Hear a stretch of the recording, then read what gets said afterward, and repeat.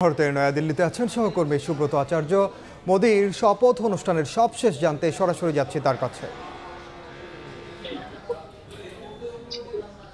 দেখুন, আমি যে রাস্তাটি দাঁড়িয়ে রয়েছি সেই রাস্তা দিয়েই কিন্তু রাষ্ট্রপতি ভবনে অতিথিরা যেতে শুরু করেছেন। একটু আগেই দেখেছি যে নিরাপত্তা বলয়ের মধ্য দিয়ে একজন রাষ্ট্রীয় অতিথি রাষ্ট্রপতি ভবনের দিকে র এগিয়ে যাচ্ছেন।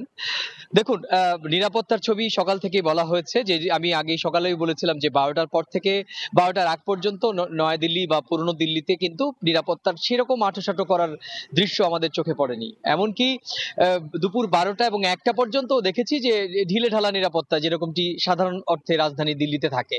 কিন্তু দুপুর ১টার পর থেকে দেখা যাচ্ছে যে নজিরবিহীন নিরাপত্তা রাষ্ট্রপতি ভবন, রাষ্ট্রপতি ভবনের আশেপাশে এবং নয়াদিল্লির বেশ কিছু এলাকায় কার্যত ১৪৪ ধারা জারি করা হয়েছে।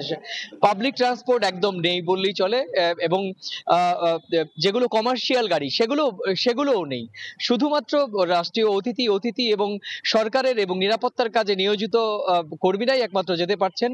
সংবাদ মাধ্যমের কর্মীদের ক্ষেত্রেও খুব সীমিত সংখ্যক সংবাদ কর্মীকে এবার রাষ্ট্রপতি ভবনে শপথ অনুষ্ঠানের আমন্ত্রণ জানানো হয়েছে বলে আমাদের কাছে খবর রয়েছে। কারণ বেলা ২:৩০ থেকে ৩টে পর্যন্ত আমরা রাষ্ট্রপতি ভবনের খুব কাছাকাছিতে ছিলাম, রাইস ইনহাইলার সামনে। সেখানেও দেখা যাচ্ছে যে বহু সংখ্যক সাংবাদিক ভেতরে যাবেন বলে আবেদন করেও তারা কিন্তু ব্যর্থ মনোরথে ফিরে গিয়েছেন। তারা বলছে রাষ্ট্রপতি ভবন থেকে এই রাষ্ট্রীয় আচার বা অনুষ্ঠানের পুরো সম্প্রচার কিন্তু ভারতের সরকারি গণমাধ্যম থেকে সম্প্রচার করা হবে। সুতরাং সম্প্রচার বা গণমাধ্যমের মাধ্যমে প্রধানমন্ত্রীর শপথ গ্রহণ অনুষ্ঠানটি যাতে নির্বিঘ্ন হয় সেইটি কিন্তু সরকার নিশ্চিত করেছে। কিন্তু নিরাপত্তার কারণে দেখা গিয়েছে যে দেশ বিদেশের বিভিন্ন গণমাধ্যম কর্মীদের কিন্তু রাষ্ট্রপতি ভবনের ধারে কাছে ঘেঁষতে দেওয়া হয়নি। এদিকে জানিয়ে রাখি যে